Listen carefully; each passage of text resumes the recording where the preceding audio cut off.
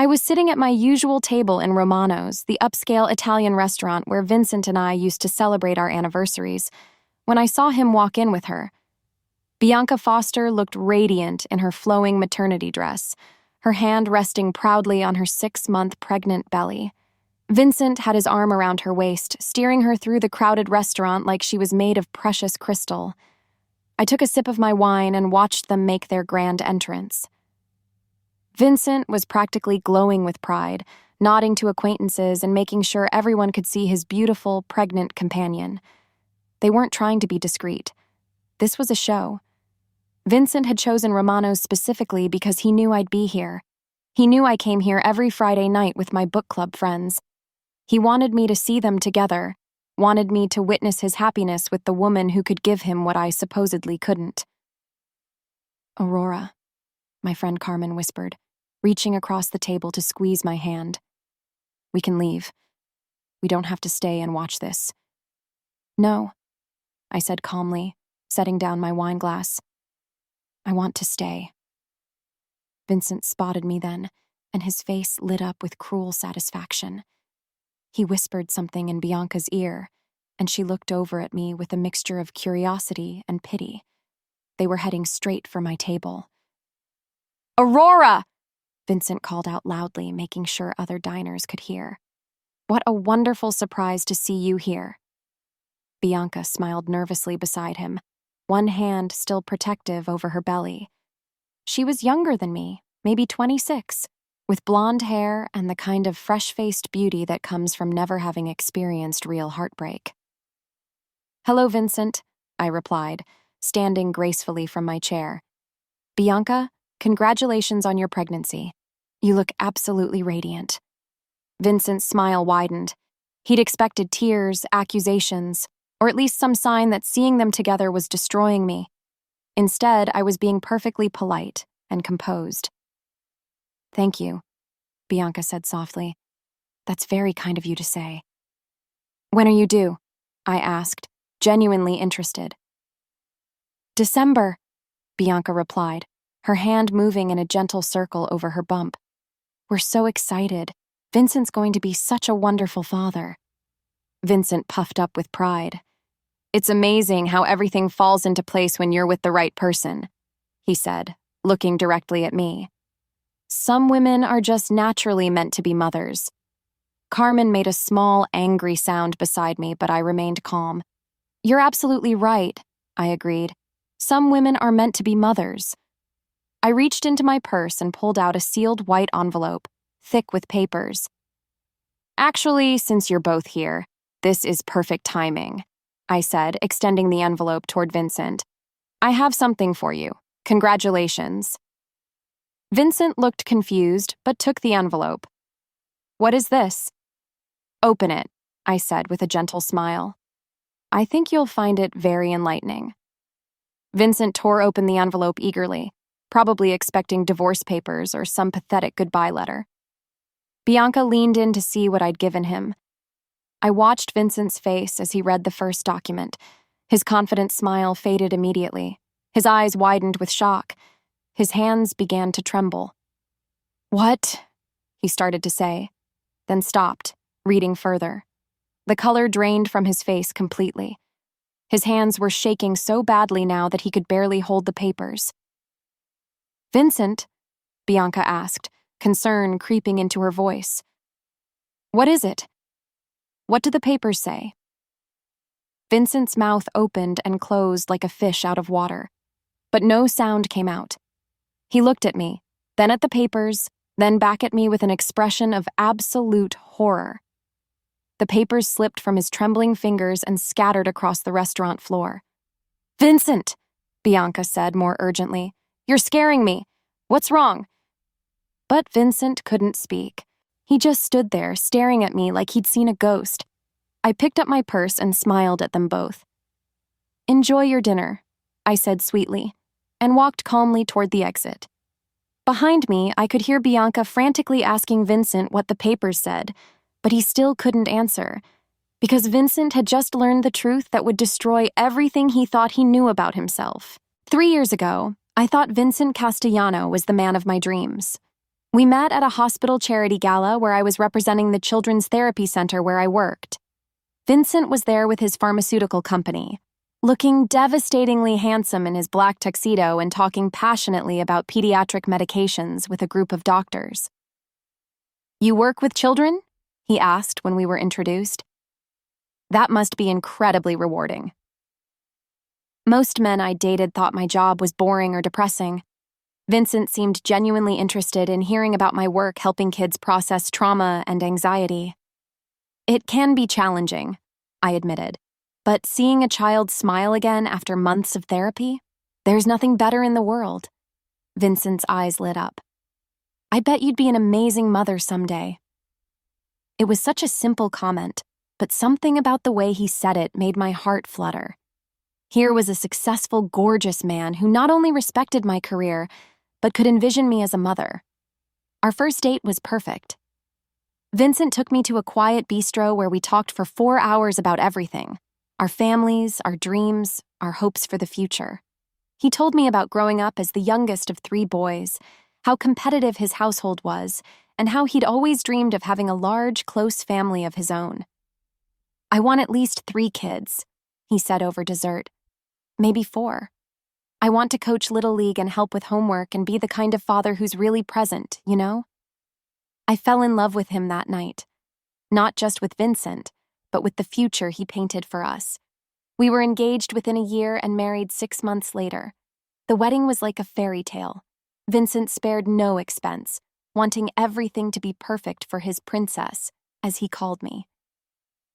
"We're going to be so happy," he whispered during our first dance. "I can already picture our babies running around our backyard." We bought a beautiful 4-bedroom house in the suburbs with a big yard and a white picket fence. Vincent insisted on the extra bedrooms. "For the nursery and the playroom," he explained, kissing my forehead. "And maybe a guest room for when your parents visit to spoil their grandchildren." We started trying to get pregnant on our honeymoon. It seemed so natural, so inevitable. We were young, healthy, madly in love. What could go wrong? The first few months were blissful. Every cycle brought excitement and anticipation. Vincent would bring home pregnancy tests and flowers, turning each attempt into a romantic celebration. "This could be it," he'd say, wrapping his arms around me. "This could be the month we make our first baby." When month 3 came and went without success, I started reading books about fertility and optimal timing. Vincent thought it was cute how dedicated I was. "You're going to be such a good mom," he'd say, watching me track my cycle on charts and take my temperature every morning. "Look how organized and prepared you are." But as 6 months turned to 8, then 10, the mood in our house began to shift.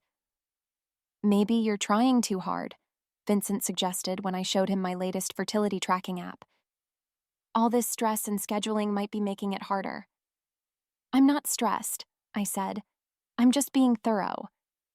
"But look at yourself, Aurora. You're obsessing over every detail. Maybe we should just relax and let nature take its course." By our first anniversary, the joy had gone out of trying to conceive. What used to be romantic and spontaneous had become clinical and scheduled. Vincent started making comments about my fertility obsession and suggesting that my anxiety was the real problem. "My mom got pregnant with all 3 of us right away," he said one evening after another negative pregnancy test. "She always said that women who worry too much have trouble conceiving." "That's not scientifically accurate," I replied, but Vincent just shrugged. "Maybe, but I'm just saying the women in my family are naturally fertile, very fertile." The implication was clear. If there was a problem, it was with me. Vincent never suggested that he might be part of the equation. In his mind, his family's fertility track record meant he was definitely not the issue. As our second year of trying began, I started to see a different side of my husband, a side that would eventually destroy everything I thought I knew about love. By our second year of trying, Vincent had stopped pretending to be supportive. The man who used to bring me flowers and pregnancy tests now acted like my desire for a baby was a personal inconvenience. When I mentioned my ovulation window or suggested we try a new fertility-friendly position, Vincent would roll his eyes and sigh dramatically. Can't we just have normal sex without all this scientific planning? He'd complain. You've turned baby making into a medical procedure. I'm just trying to optimize our chances, I said quietly. Well, maybe that's the problem. Maybe all this obsessing is why it's not working. Vincent started making subtle comments about my failures that cut deeper each time. Janet from my office just had her second baby, he mentioned casually over breakfast one morning. She said both pregnancies happened immediately. Some women just have it, I guess. Have what? You know, natural fertility, the ability to actually get pregnant when they try. I set down my coffee cup carefully.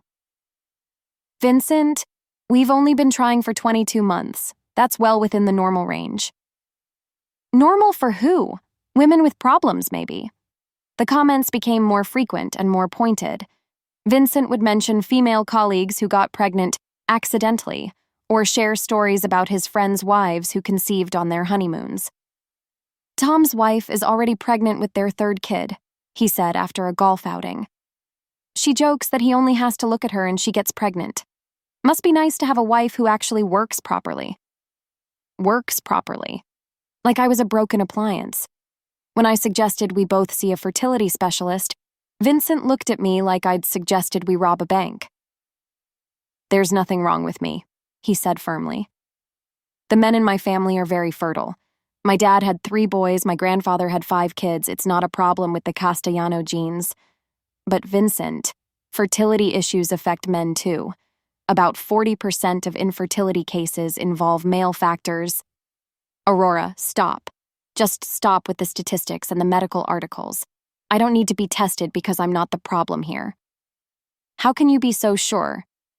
Vincent's eyes flashed with anger. Because I know my body. I know my family history. And I know that if you were the right woman for me, this wouldn't be an issue. The right woman. Those words echoed in my head for days. The breaking point came at Vincent's family birthday party for his cousin Marco. We were sitting around the dinner table when Marco's wife Stella stood up with a shy smile. We have an announcement, she said, her hand moving to her still flat stomach. We're expecting our first baby. The table erupted in cheers and congratulations. Vincent's mother immediately started crying happy tears and talking about another grandchild. Everyone was so excited, so joyful. I tried to smile and congratulate them, but I felt hollow inside. Stella and Marco had only been married 8 months. On the drive home, Vincent was silent and tense. That should have been us, he said finally as we pulled into our driveway. Vincent, we're still trying for 2 years, he exploded. 2 years, Aurora! Stella gets pregnant in 8 months, but you can't manage it in 24? We went inside, and Vincent poured himself a large whiskey, something he only did when he was really upset. I'm tired of this, he said, pacing around our living room. I'm tired of the disappointment every month. I'm tired of making excuses to my family about why we don't have kids yet. We don't need to make excuses to anyone. Yes, we do, Vincent shouted, because everyone can see that something's wrong. Everyone can see that you're defective. The word hit me like a physical blow. Defective? Vincent's face was twisted with rage and frustration. You'll never be a mother, he sneered, his voice dripping with contempt. You're barren. Just accept it and stop wasting both our time. I stood there in our living room, surrounded by the baby furniture we'd optimistically bought, and felt something inside me break. But it wasn't my spirit that broke. It was my illusions about the man I'd married. Maybe we should both get tested, I said quietly. I told you I don't need... I'm getting tested, Vincent, with or without you. He stared at me for a long moment, then shrugged. Fine. Waste your money proving what we already know. But as I made the appointment with Dr. Wells the next morning, I wasn't trying to prove Vincent right. I was trying to prove him wrong. Dr. Patricia Wells had the kind of warm, reassuring presence that made even the most uncomfortable medical procedures bearable. Her fertility clinic was nothing like the cold, clinical environment I'd expected.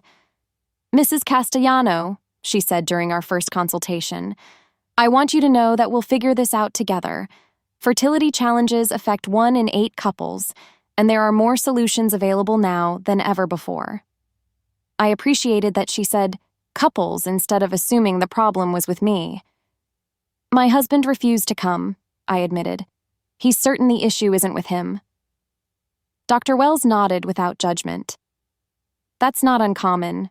Many men struggle with the idea that fertility could be a male factor. But we'll start with comprehensive testing for you, and perhaps he'll change his mind once we have more information. The testing process was extensive. Blood work, ultrasounds, hormone panels, genetic screening. I threw myself into it with the same determination I'd shown with fertility tracking, grateful to finally be taking action instead of just hoping and praying. While I was spending my days at medical appointments, Vincent was spending his nights working late. It started gradually. A few extra hours at the office here and there, weekend emergency meetings, business dinners that ran until midnight. The pharmaceutical industry is competitive, Vincent explained when I asked about his increased hours.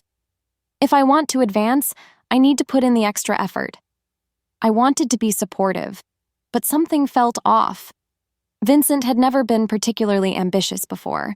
He'd always prioritized work-life balance, joking that he wasn't going to miss out on family time for corporate success.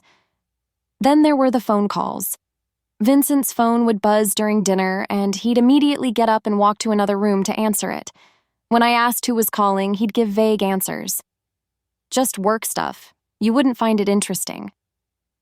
But Vincent had always shared work stories with me before. He used to enjoy telling me about difficult clients or successful sales. Now his work life was suddenly too boring or too complicated to discuss. My best friend Carmen was the first to voice what I was trying not to think.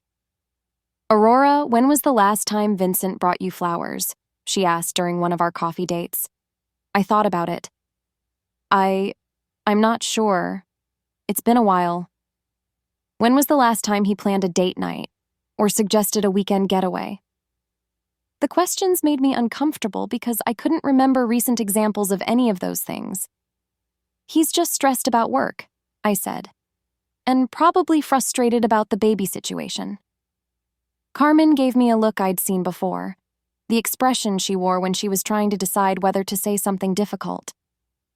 "Honey, I love you, but you need to pay attention to what's actually happening here." "What do you mean?" "Vincent is distant, secretive, and making you feel like everything wrong in your marriage is your fault. That's not stress. That's something else." I wanted to dismiss Carmen's concerns, but that week I started noticing things I'd been ignoring. Vincent had developed new grooming habits, expensive cologne, gym memberships, designer clothes he claimed were for work. Our credit card statements showed charges at restaurants I'd never been to and hotels in our own city. The breaking point came when I was doing laundry and found receipts in Vincent's jacket pocket.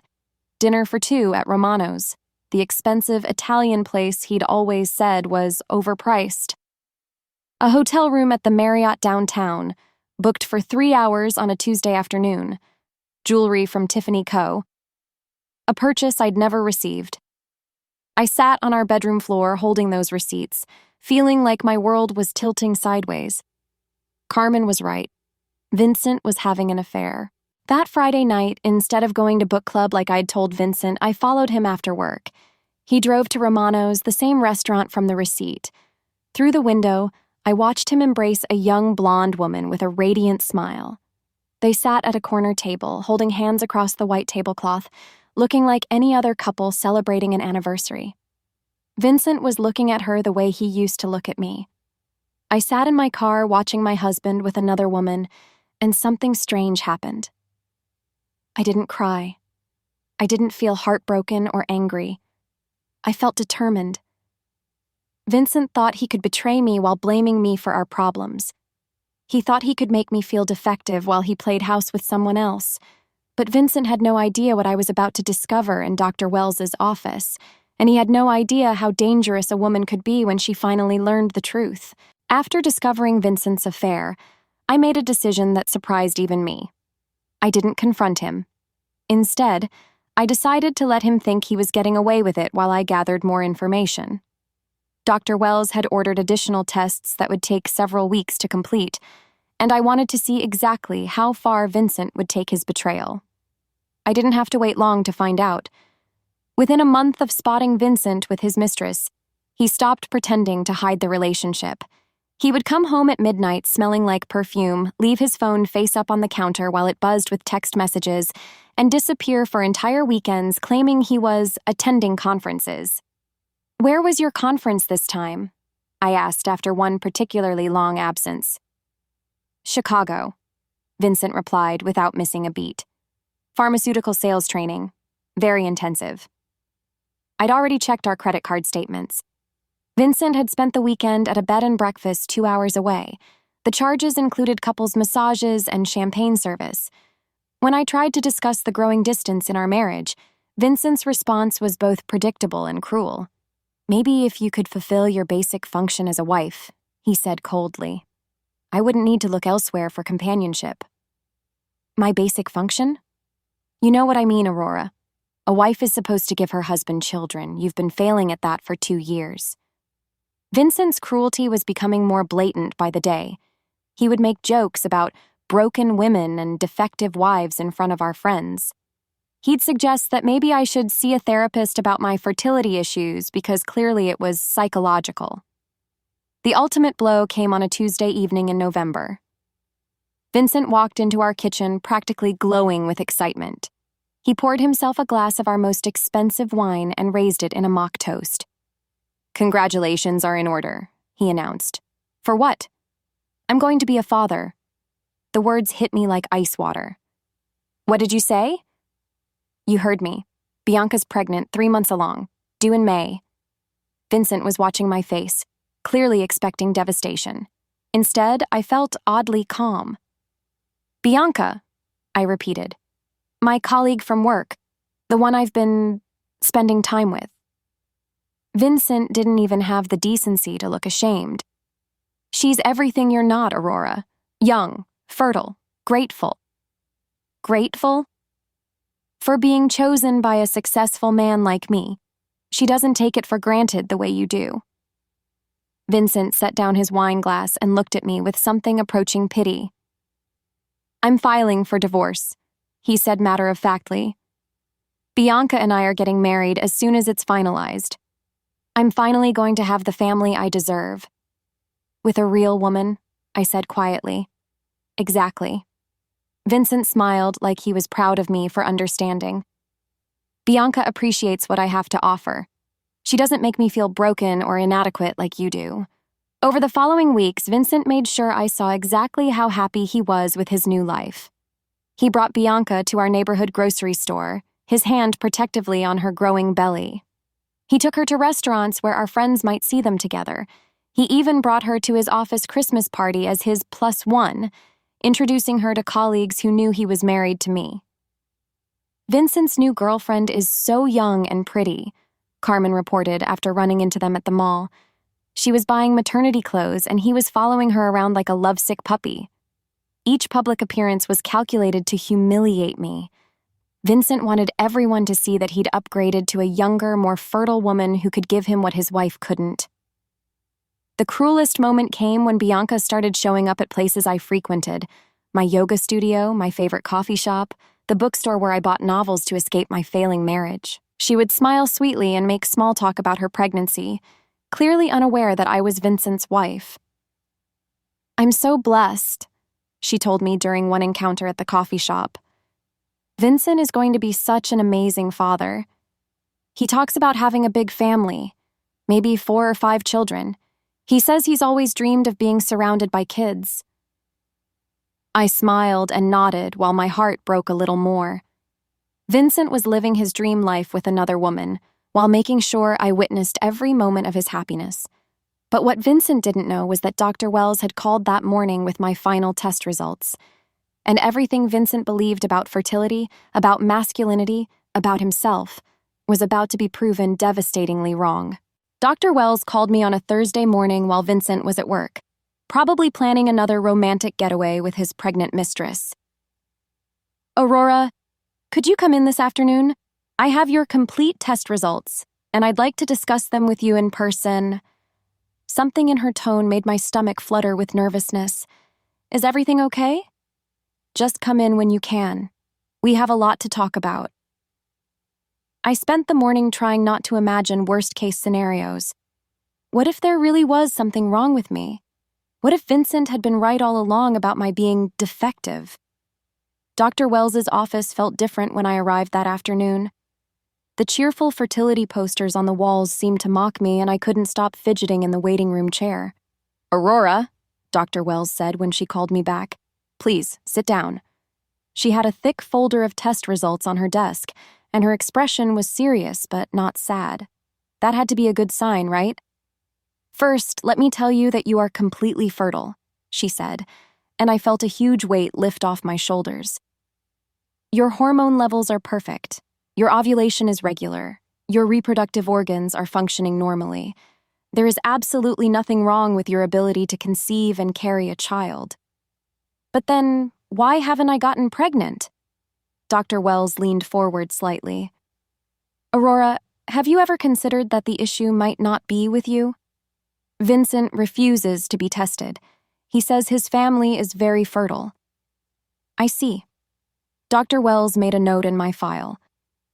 "Well, based on your results, I would strongly recommend that your husband get tested as well.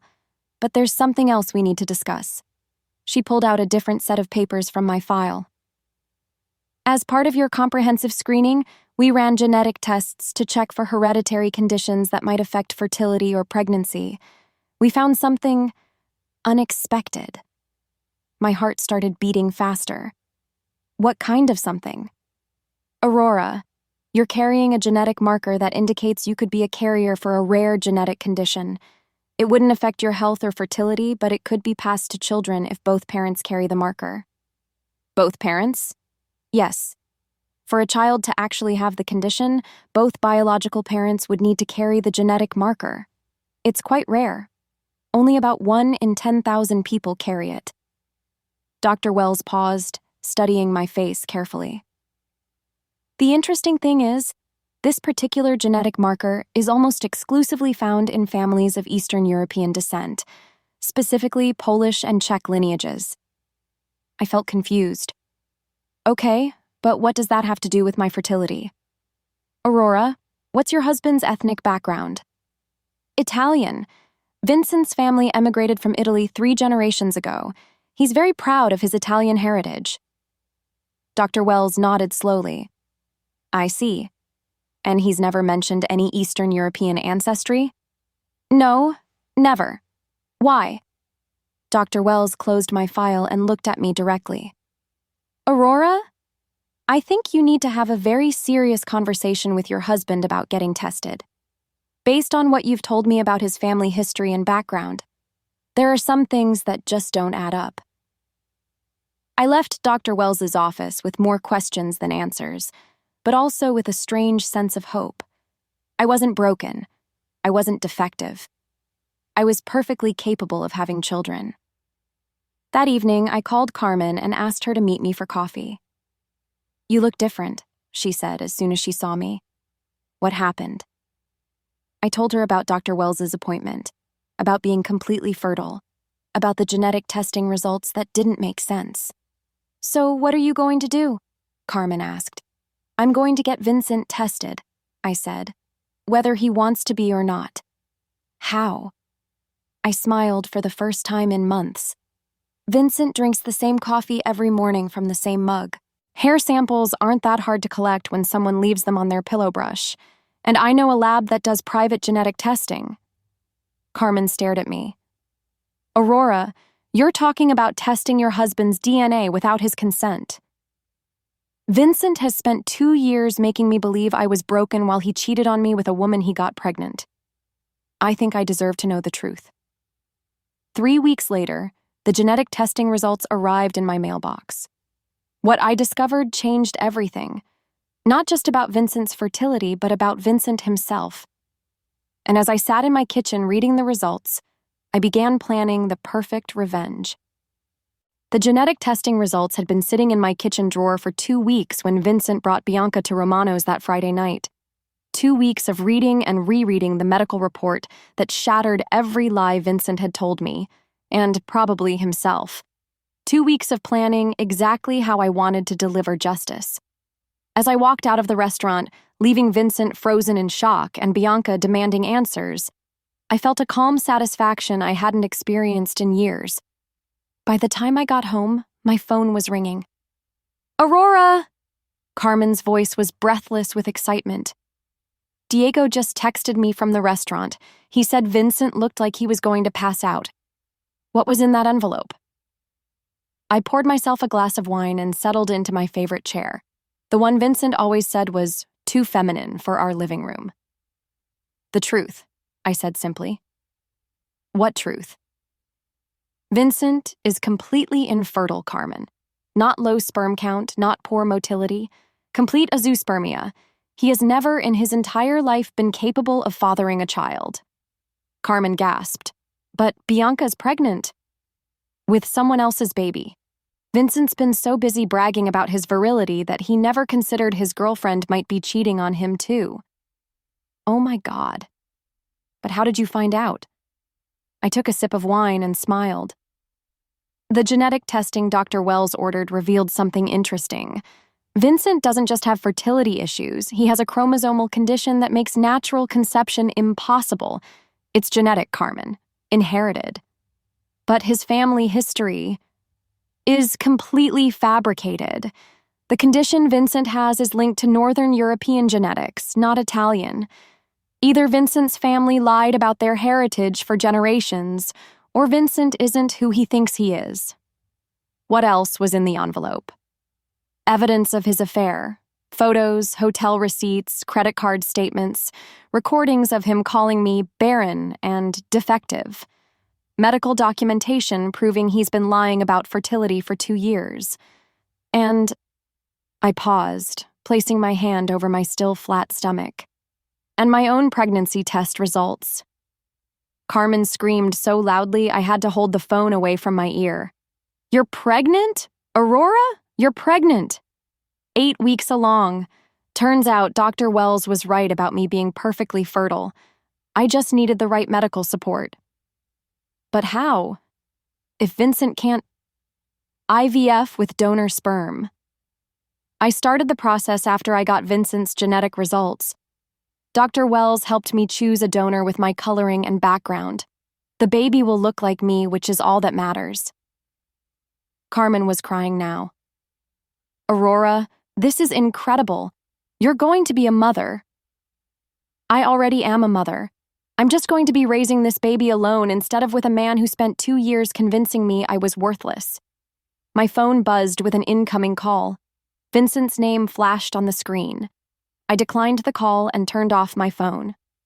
Over the next few days, the aftermath of my revelation unfolded exactly as I'd hoped.